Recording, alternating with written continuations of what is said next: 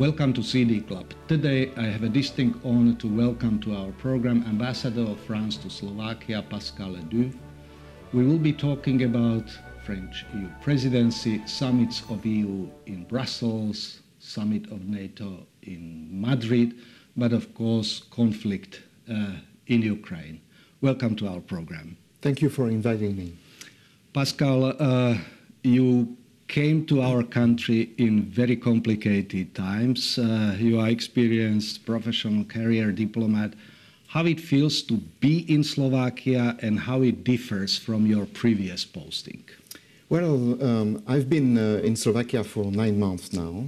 Before I served in different continents in South America, in North America, also in Europe, and now after being 4 years in Moldova, I am in Slovakia. I've been very nicely welcomed, although it's a very difficult time. You know, France and Slovakia have established diplomatic relations almost 30 years ago. We are EU partners, allies within NATO. We have a strategic partnership between us. I meet only friends who want to do more and better with my country. So it's a very nice and very enthusiastic and positive environment to work with. Although the pandemic has slowed me down at the beginning, it was difficult to make all the contacts I wished, not only in Bratislava, but especially outside of Bratislava. But after the French presidency of the Council of the European Union, which started the 1st of January 2022, helped me to re-establish quick and quality contacts with a lot of people. Did you have chance already to travel across country because pandemic slowed down ambassadors even discovering other parts? Yes, I could, in spite of pandemic, and after February I could go, of course, to the east part of the country, in Košice, Banská Bystrica, but also Trnava, and the southern regions of the country. So I have a little bit of a taste of what it is outside of Bratislava, not mentioning the high Tatras, which are really a beauty and wonderful place. Very nice. French presidency within European family. It couldn't be more complicated time because after you took over from Slovenia, we thought that we'll be dealing with the Western Balkans or post-pandemic recovery of European continent. But 21st of February changed lives of all of us within European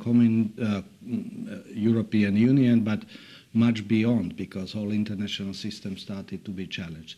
If you compare goals of French EU presidency with what happened and what you achieved, how would you assess it? We had ambitious goals. And not only did we achieve them, but we also managed to maintain unity in the strong EU response to the Russian aggression in Ukraine. So over the past 6 months, I would say that at a time when war was again striking in Europe, the French presidency of the Council of the European Union has worked to provide a united and firm response to the Russian aggression against Ukraine, while continuing to work on our major and ambitious projects for the future of our Europe, so that the EU is now stronger, more sovereign, greener, and I would say more human. A total of 130 agreements have been reached in the last 6 months in Brussels. 100 of them were within the Council of Ministers between 27 states, and 30 others between the Council of Ministers and the Parliament. So this I cannot compare to other presidencies, but these are very high figures. First, yes, with determination, with unity, the European Union has welcomed more than 7.6 million Ukrainian refugees. Slovakia knows that perfectly, providing them with accommodation, education, social services, health service also. Also, we have provided massive humanitarian aid to Ukraine. We have helped Ukraine militarily for the first time. European Union financed and delivered weapons to a neighbor, to another country that was attacked, a victim of an aggression. We have passed 6 packages of sanctions against the Kremlin, against the Russian oligarchs, against the Belarus regime also.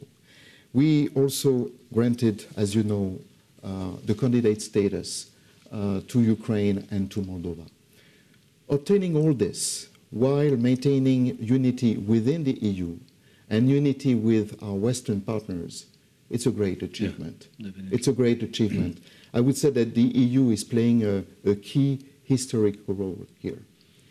And at the same time, Pavol, at the same time, while dealing with these difficulties, and while having elections also in France, you mentioned it, presidential and parliamentary, the French presidency delivered its initial priorities. We wanted a more sovereign Europe.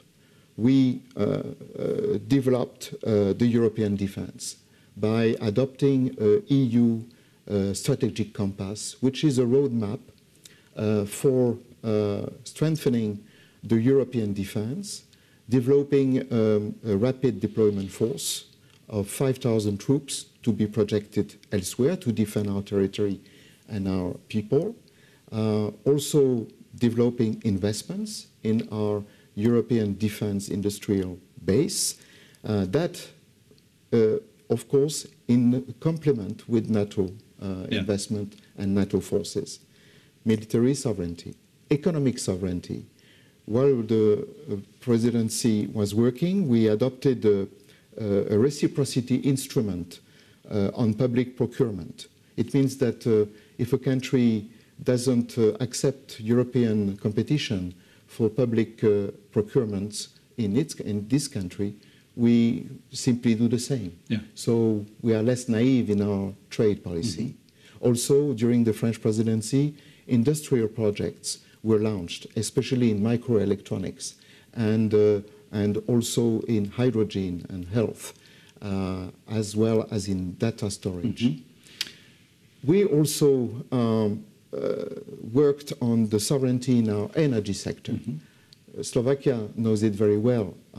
We are too dependent on Russian fossil energy sources, oil and gas, and so the Commission proposed a plan in May to cancel our oil dependency from Russia by 2027, and also our gas dependency to Russia very quickly, and with some arrangements for countries that are that will necessarily take the time to do so. We have also worked on a greener Europe. We adopted the Green Deal, the Fit for 55 package, the climate change package, with a carbon tax at the border, at the EU border, with also the end of new thermic motors, vehicles by 2035. All this will help European Union to achieve the goals that we have set, that are ambitious, by 2030 and by 2050, with a package, financial package, to help EU member states to do this. Yeah. Now, I wanted to step in and ask about one special relations, which for every presidency is sort of hanging in the air, and there are desires to strengthen cooperation between transatlantic partners, between European Union and NATO. How do you assess, in the light of summits of EU and summits of NATO, which in some degree are overlapping, were influenced by this conflict with Russia? Because by now, over 4 months of fights, which we never thought that hot war can be after World War II, is such a danger to us. So all of what you are saying are definitely promising trends, But at the same time, security became number one concern for all of us. So cooperation between EU and NATO in this period, based on your or France's assessment. I will answer your question. Just to finish on the previous one, we also make progress on the digital sector and also on the social matters. But all this, I want to underline, we enjoy the support of the Slovak government and Slovak institutions, and I want to acknowledge that. We are grateful to Slovak authorities for their support. To answer your question on NATO and EU, I think that the Russian leader, when he launched his aggression against Ukraine, he thought that that will divide the European Union, that it will divide NATO, and that this division will benefit to him. He was wrong. The European Union is stronger now than it was 6 months ago. We have adopted a strategic compass, which is a roadmap for better defense of Europe, with more investment and more capabilities. At a time when Russia invades an independent and free country, Denmark wants to join the European defense policy. And that is done, Pavol, in complement with NATO's capabilities. As to NATO is concerned, also, I think the Russian leader thought that NATO allies will be in a division. It was not the case.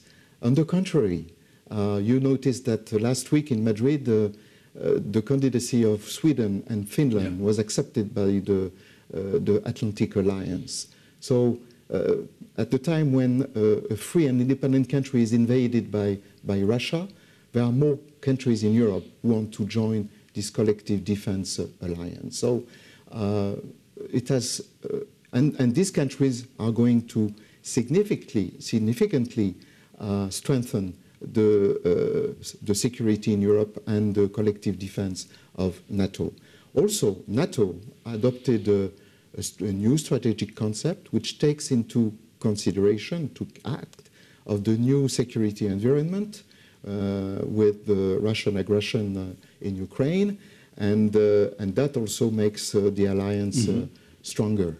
And I really think today, Pavol, that with this war, because of the good coordination between the EU and NATO, the articulation between EU and NATO in defense and security matters is better and will work better for the European security. You served as ambassador to Moldova. You know that country very well. And besides Ukraine, Moldova got also this candidacy status at Madrid summit. We are speaking mostly about Ukraine because of imminence of this threat, but Moldova was quite a big surprise because particularly countries of Western Balkans suddenly saw that Moldova is together with Ukraine, but several other candidates expected either starting negotiations or get some invitations and so on. What will this mean to Moldova, that they got candidacy status, and how you see Moldova-EU relations after this step? I think, like the case for Ukraine, this status of candidate to the EU gives the people of Ukraine and Moldova hope. It raises the morale of this population who suffered for too long of being between Russian regime, totalitarian regime, and the European Union, which tried to reform their country, but the candidate status offered them a perspective that that is very good. It also sends a signal to Moscow that since the two countries expressed the will and showed determination to join the EU, and the EU accepts that, it's a geopolitical switch that is very important. And I hope that Moldova will be capable of doing all the reforms that are necessary. Ukraine, the same, and we will, of course, help these two countries to get closer to the European Union, so they can enjoy also what our population are enjoying now. President Macron was from the very beginning very active when outbreak of war occurred. He was among those who wanted to approach Vladimir Putin, negotiating with him. He traveled there, he had phone conversations and so on. It may sound a bit strange, but how do you assess today's relations between France and Russia, between President Macron and Vladimir Putin? First of all, Pavol, I would like to reaffirm France's strong determination to support Ukraine in this conflict, politically, militarily, financially, legally, and with economic and humanitarian aid. At the same time, France maintains, without any concession, a frank and direct channel of communication with Russia in close relation with President Zelensky. We think that the current situation is very dangerous. And in such circumstances, we think that it is useful and necessary to keep a line of communication with the Russian leadership. France is not alone in maintaining such a dialogue with Russia. Clearly, today, the conditions for negotiation for peace are not met. However, as President Zelensky reminded us himself, dialogue will have to be established at some time. And for this, the channel of communication that France has maintained with Russia could be useful. In any case, make no mistake, it is up to President Zelensky to determine if, when he comes to the table of negotiation with an interlocutor that could be in the same spirit, and it's up to him to determine the parameters of a solution to put an end to this conflict. Our sole responsibility is to help Ukraine to become again free and independent. Now, I will move to Western Balkans because during your presidency and during summit of EU leaders in Brussels, there was parallel summit of leaders of Western Balkan countries, and France advocated strongly that we shouldn't overlook that part of Europe, that we need to help them as well in their European future. There was a bit disappointment that Bulgaria blocked opening negotiations with Northern Macedonia and Albania.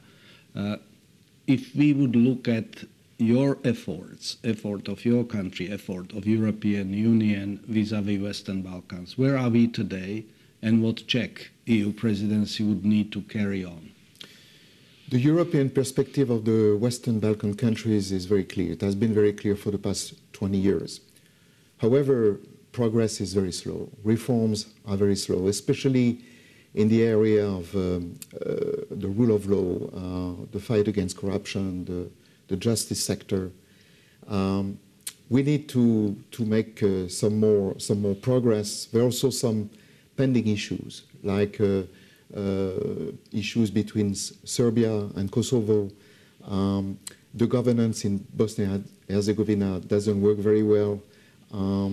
There is also the dispute between, you said it, between Bulgaria and North Macedonia. So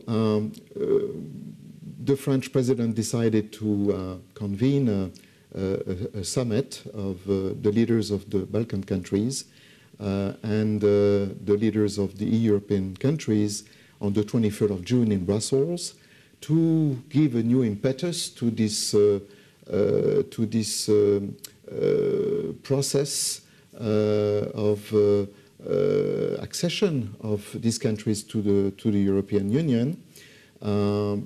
And we invited the Commission to accelerate this process by also integrating these countries a bit more and more concretely in the process of the negotiation. not after the negotiation, but in the course of the negotiation, especially by increasing cooperation in the energy sector, infrastructure, security, and youth. We need to show the population that getting closer to EU means tangible results and positive progress. We hope that the Czech presidency will follow up on that. I count on them to do that. And of course, we hope that in particular, the dispute between Bulgaria and North Macedonia will be resolved soon, so we can have first the accession negotiation session with North Macedonia and with Albania. Mm-hmm. Do you think that this depth of crisis between Bulgaria and North Macedonia could be overcome? Because there are issues related to identity, language, history, those difficult to understand and define.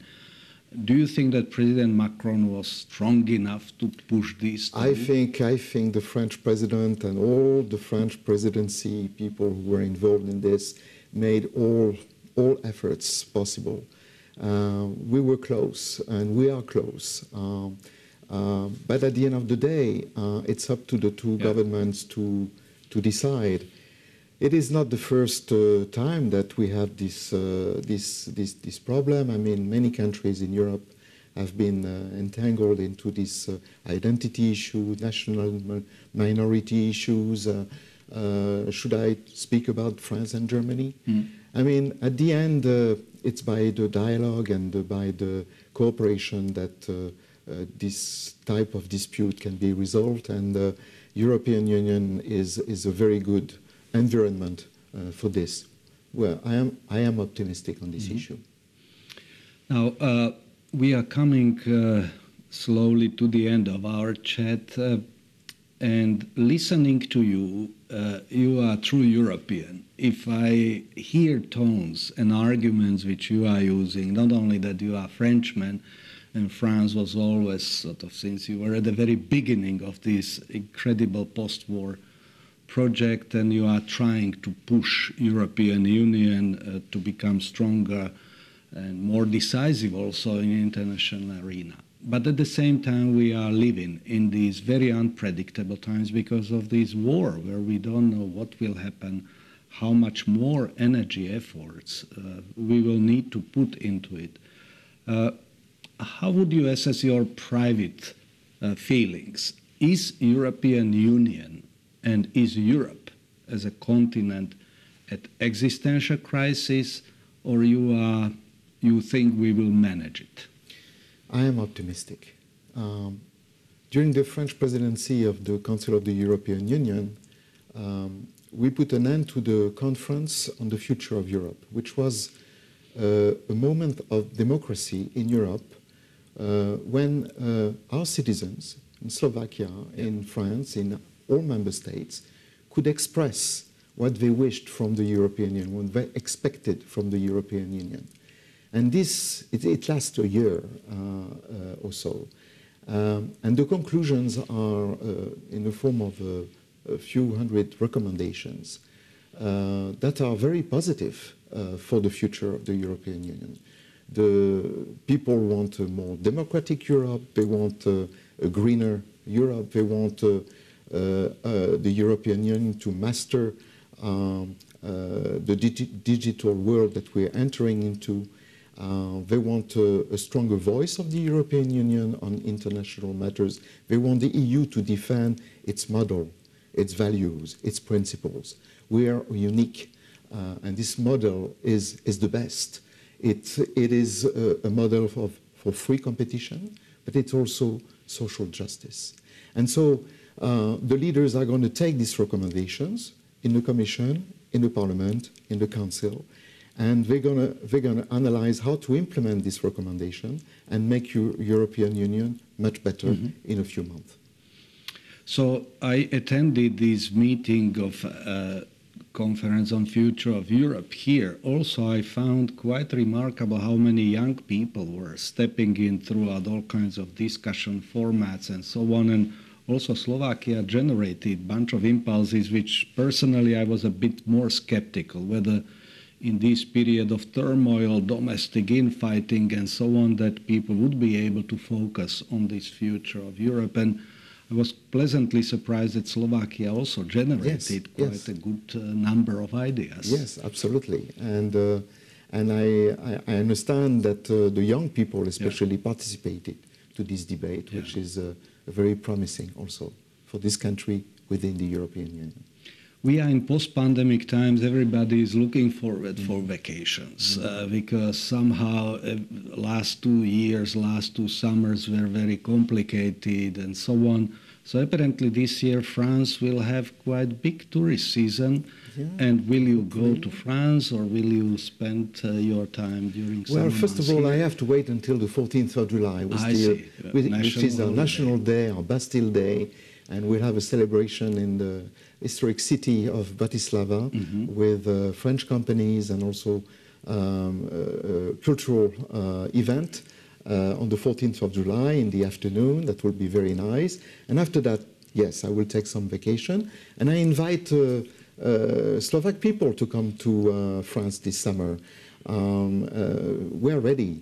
Restaurants, hotels are ready. People are back to work in touristic areas. I suggest Slovak people to not only visit Paris or the Château de la Loire or the Côte d'Azur, where it will be very hot, I understand, this summer, but also get fresh air in the French mountains or to Brittany and in Normandy. Thank you very much, Pascal, that you accepted my invitation to have a chat about these quite challenging times which we are living in.